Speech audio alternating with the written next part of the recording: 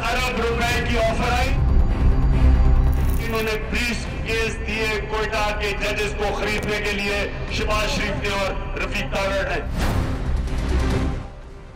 इमरान खान 10 अरब की पेशकश के दावे पर खड़े हैं। परेड ग्राउंड में जलसे से खिताब में कहा कि ऑफर करने वाले का नाम इसलिए नहीं बता रहे कि डर है कि उससे इंतकामी कार्रवाई का निशाना न बनाया जाए। उन्होंने कहा कि शरीफ बरादरान शौक से कोर्ट जाएं, क्योंकि वो अदालत में ऑफर देने वाले शख्स का नाम बताने को तैयार हैं। पहले तो अदालत में जाके उसके लिए प्रोटेक्शन होगा, फिर उसका नाम भी बताऊंगा और फिर ये भी बताऊंगा कि दुबई में कौन आपका आदमी बैठा है जिसने ऑफर दी थी। सरबराह तहरीक इंसाफ ने दावा किया कि माजी में भी सियासतदानों की बोलियां लगाई गईं और जजेस को ब्रीफ केसेस दिए गए। क्या हम भूल गए छाना मांगा?